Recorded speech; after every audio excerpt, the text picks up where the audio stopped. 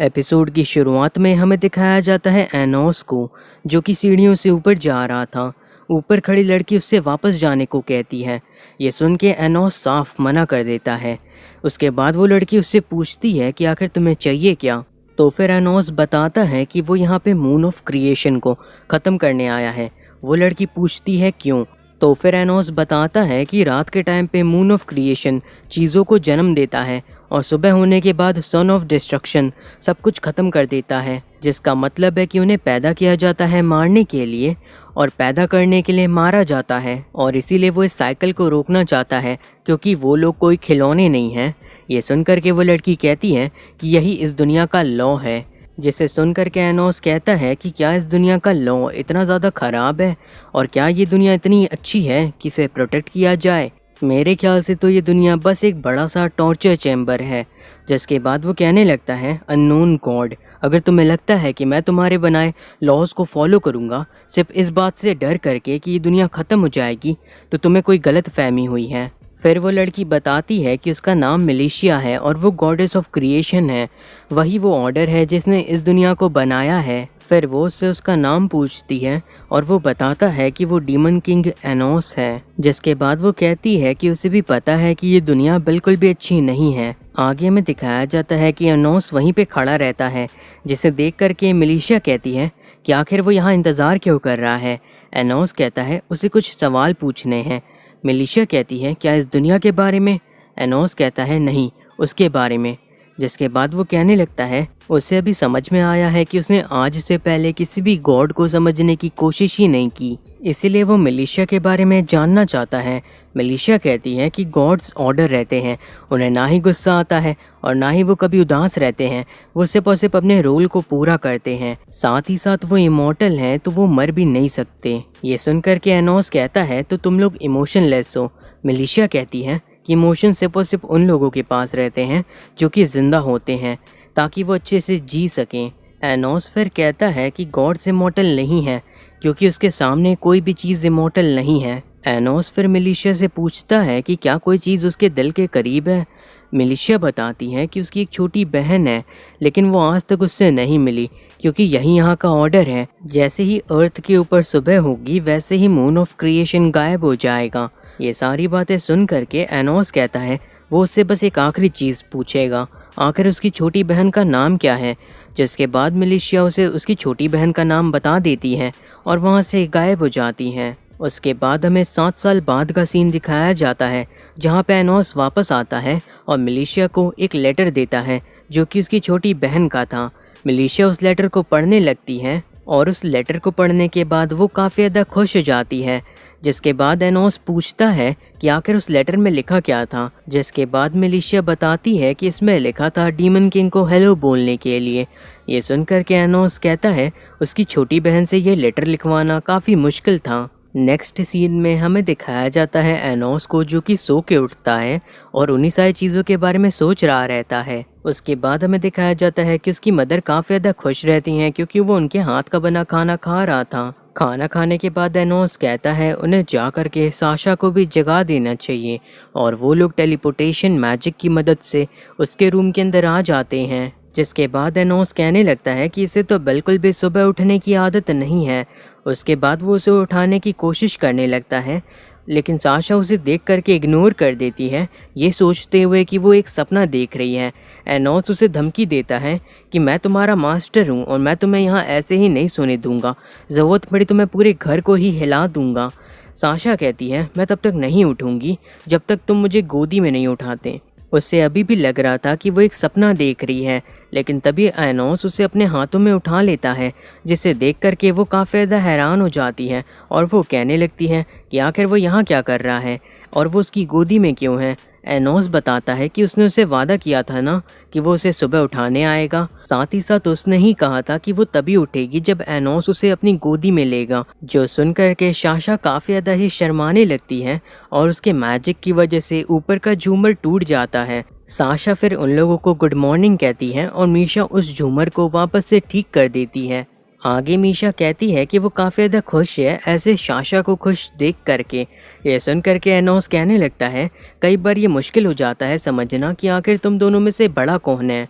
Sasha ये सुन के कहती है मीशा से कि वो थोड़ी बच्चों वाली बातें किया करे। ये सुनकर के मीशा कहने लगती है कि उसे काफ़ी बुरा लग रहा है क्योंकि एनोस अब उनके साथ स्कूल नहीं आ पाएगा, क्योंकि अब सभी को पता चल गया है कि असल में वो एक डीमन किंग है। ये सुनकर के एनोस कहता है कि उन्हें उदास होने की ज़रूरत नहीं है क्योंकि उसके पास एक प्लान है। ये सुनकर के साशा कहती है कि आखिर वो करने क्या वाला है, जिसके बाद हमें उनकी क्लासरूम का सीन दिखाया जाता है जहाँ पे एनोस एक छोटा बच्चा बन गया था और वो ट्रांसफ़र होकर के उनके स्कूल आ गया था। साथ ही साथ उसने अपना नाम भी चेंज करके एनोशू पॉलिटिकल कर लिया था। आगे वो बताता है कि उसकी एज 6 है और वो एक ट्रैवलर और एंटरटेनर है। एनोस की टीम के लोग ये देख करके थोड़ा सा हैरान रहते हैं, लेकिन वो उसे आसानी से पहचान लेते हैं। बाकी सभी लोग सोचने लगते हैं कि आखिर एक 6 साल के बच्चे ने एंट्रेंस एग्ज़ाम को क्लियर कैसे किया। तो प्रोफेसर जेक्ट बताते हैं कि असल में एनोस एक चाइल्ड प्रोडिजी है और एक बहुत ही बड़ा जीनियस है जो कि मैजिक के अंदर बहुत ही ज़्यादा अच्छा है। प्रोफेसर जेक्ट फिर उन्हें बताते हैं कि यहाँ पे एक नए इंस्ट्रक्टर भी हैं, जिसके बाद वहाँ पे शिन आकर के खड़े हो जाते हैं और बताते हैं कि वो आज से उन्हें स्वॉर्ड्समैनशिप सिखाएंगे। और मीसा अपने फादर को वहाँ पे देख करके काफ़ी ज़्यादा हैरान होती है, जिसके बाद प्रोफेसर जेक्ट बताने लगते हैं कि उन्हें आज से ग्रेट ट्री स्पिरिट और साथ ही साथ 2000 साल पुराने डीमन भी ट्रेनिंग देंगे। आगे वो बताने लगते हैं कि उन्हें एक स्पेशल कोर्स भी कराया जाएगा जिसका नाम है ग्रेट डीमन किंग ड्रिल। इस कोर्स के बाद वो लोग भी एक डीमन किंग बन सकते हैं। लेकिन तुम लोग के मन में एक सवाल ज़रूर आ रहा होगा कि आखिर अब डीमन किंग जब रीइंकार्नेट हो गए हैं तो इस कोर्स की क्या ज़रूरत है। तभी एक लड़की बताती है कि इसकी ज़रूरत इसलिए है क्योंकि आज के डीमन काफ़ी ज़्यादा कमज़ोर हैं। ये सुनकर के जेक्ट कहते हैं तुमने बिल्कुल सही जवाब दिया, डीमन किंग को कुछ ताकतवर एनिमीज़ की ज़रूरत है। लेकिन तभी अचानक से उन्हें दर्द होने लगता है उनके दिल के अंदर। ये देख करके सारे लोग काफ़ी ज़्यादा हैरान होते हैं। एनोस फिर बताता है कि ऐसा इसलिए हो रहा है क्योंकि जेक्ट उसके ऑर्डर्स को फॉलो नहीं कर रहा। लेकिन फिर जेक्ट अपनी गलती को समझ जाता है और उसके बाद वो कहता है एनिमी शब्द गलत होगा, डीमन किंग को असल में राइवल्स की ज़रूरत है। एनोस ये सारी बातें सुनकर के मुस्कुराने लगता है। उसके बाद हमें ट्रेनिंग ग्राउंड का सीन दिखाया जाता है जहाँ पे मीसा काफ़ी आसानी से ले से हार जाती है और कहती है कि वो उसका मुकाबला नहीं कर सकती। जिसके बाद हमें एक फ्लैशबैक दिखाया जाता है जहाँ पे ले लड़ रहा था मीसा के ओरिजिनल फॉर्म से और वो तुरंत ही हार जाता है काफ़ी बुरी तरीके से। मीसा फिर बताती है कि उसे डर लगता है कि वो अपने ट्रू फॉर्म के अंदर डायल हेविया जैसी बन जाएगी। ये सुनकर के ले कहता है कि क्या वो तुम्हारे माइंड के ऊपर कंट्रोल कर लेगी। तो मीसा कहती है नहीं, लेकिन बस उसे लगता है कि उसके बाद ले उसे पसंद नहीं करेगा और हेट करेगा।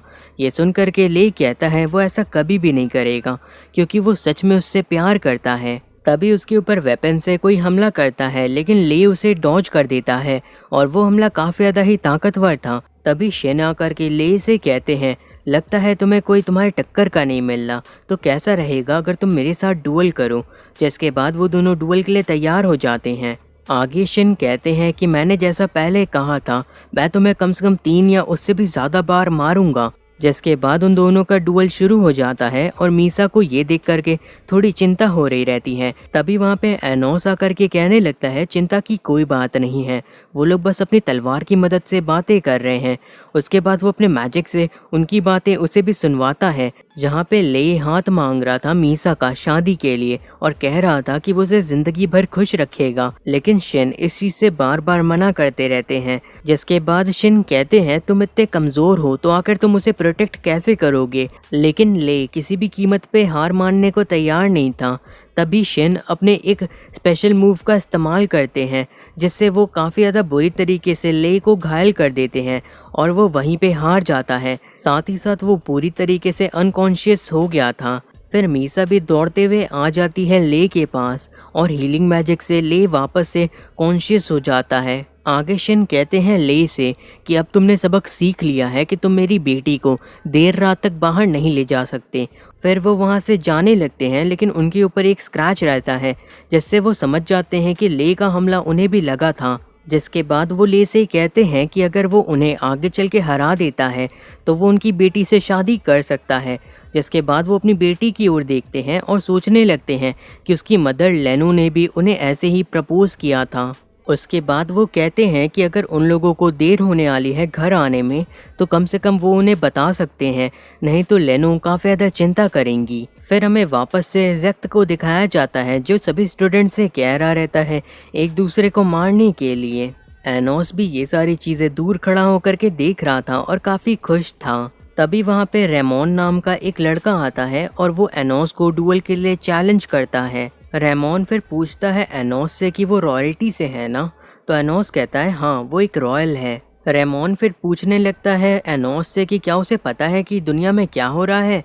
ये सुन करके एनोस कहता है नहीं वो 6 साल का है तो उसे नहीं पता। रेमोन कहता है तो मैं तुम्हें बताता हूँ।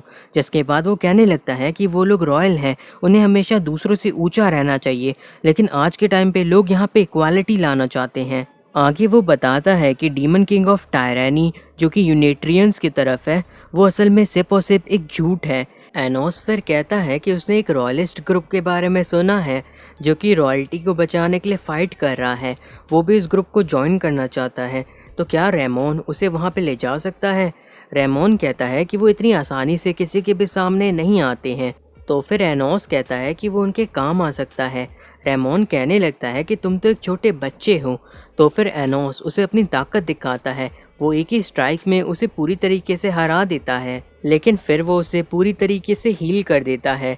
ये देख कर के रेमोन काफ़ी ज़्यादा डर रहा था, लेकिन फिर वो सोचने लगता है कि एनोस की ताकत उसके काम आ सकती है। जिसके बाद वो एनोस से कहने लगता है कि वो स्कूल ख़त्म होने के बाद उसे अपने लीडर के पास ले जाएगा। फिर हमें दिखाया जाता है एनोस उनके बेस के अंदर आ गया था और वहाँ पे एक सील्ड ड्रैगन भी था। रॉयलिस्ट का लीडर फिर एनोस से कहने लगता है कि मैंने सुना है तुम मैजिक में काफ़ी ज़्यादा अच्छे हो, तो क्या तुम इस ड्रैगन को एक मॉन्स्टर में बदल सकते हो, इसकी ताकत को बढ़ाते हुए और साथ ही साथ इसको कंट्रोल करते हुए। मैं चाहता हूँ कि तुम ये 10 ड्रैगन्स के साथ करो ताकि उनके इस्तेमाल से मैं विंड हेज के ऊपर हमला कर सकूँ और डीमन किंग की आर्मी को ख़त्म कर सकूँ।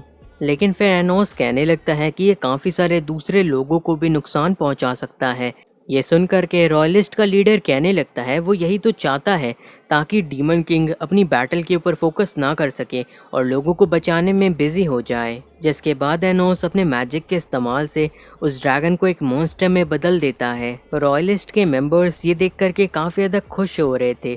जिसके बाद वो ड्रैगन जैसे ही जागता है वो वैसे ही अपने सारे के सारे बेड़ियों को तोड़ करके उनके ऊपर हमला कर देता है, लेकिन एनोस उन दोनों को ही बचा लेता है। जिसके बाद एनोस कहने लगता है कि उसने ड्रैगन्स को काफ़ी ज़्यादा अंडर एस्टिमेट किया, उन्हें कंट्रोल कर पाना इतना भी आसान नहीं होता। और फिर वो अपने एक ही हमले से उस ड्रैगन को ख़त्म कर देता है। उससे इतने बड़े मॉन्स्टर को एक ही हमले से ख़त्म करते हुए देख करके रॉयलिस्ट का लीडर भी काफ़ी ज़्यादा हैरान होता है।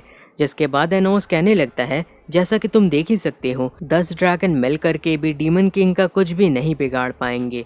तो रॉयलिस्ट का लीडर कहता है कि अब उसे ड्रैगन्स की ज़रूरत नहीं, क्योंकि अब उसकी तरफ एनोस है जो कि काफ़ी ताकतवर है।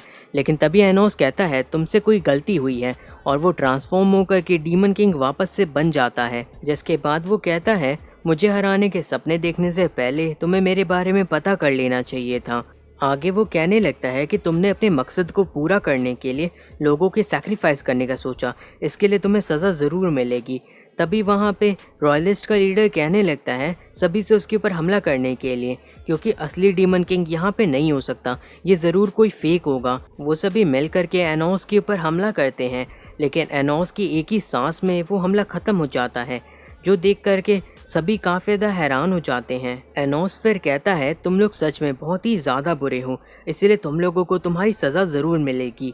और उसके बाद वो अपने मैजिक के इस्तेमाल से उनके गले में एक कॉलर डाल देता है। जिसके बाद वो अपनी पावर्स का यूज़ करता है और कहता है तुम लोगों को अब हर सेकंड कई 100 बुरे सपने आएंगे। और सिर्फ कुछ ही सेकंड के अंदर उनकी हालत काफ़ी ज़्यादा ख़राब हो जाती है। तो एनोस उन्हें रोक देता है और उनसे कहता है कि अब से वो सारे के सारे रॉयलिस्ट को कन्वर्ट करेंगे और लाएंगे यूनिट्रियंस की तरफ। ये बात सुन करके रॉयलिस्ट का लीडर कहता है आखिर तुम खुद को समझते क्या हो, तुम्हें लगता है तुम गॉड हो।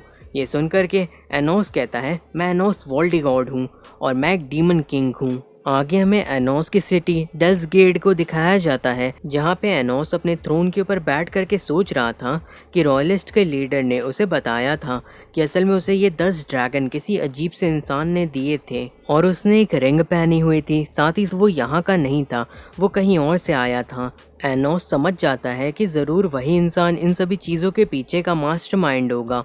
तभी एनोस कहता है कि लगता है यहाँ पे कोई गेस्ट आया है।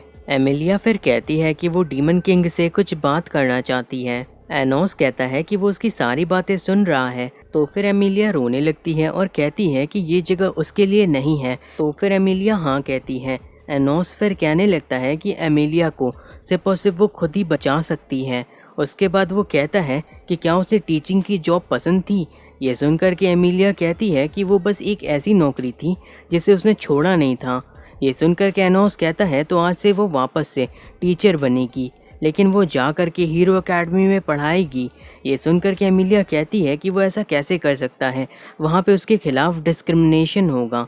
एनोस कहता है इसीलिए तो वो उसे वहाँ पे भेज रहा है, क्योंकि डीमंस में आप प्योर ब्लड हैं या फिर नहीं, इससे फ़र्क नहीं पड़ता, लेकिन ह्यूमंस में ऐसा नहीं होता। और साथ ही साथ उसने सुना है कि वहाँ के बच्चे काफ़ी ज़्यादा ही दिक्कतें भी खड़ी कर रहे हैं। इसीलिए अगर एमिलिया वहाँ पे जा कर के सारी चीज़ों को ठीक कर देती है और लोग वापस से हीरो एकेडमी के अंदर भरोसा करने लगते हैं, तो वो उसे डीमन एकेडमी में प्रमोट कर देगा और उसे 7 डीमन एम्परर की पोजीशन भी दे देगा। ये सुन के एमिलिया कहती है कि वो अपने प्रॉमिस को याद रखे।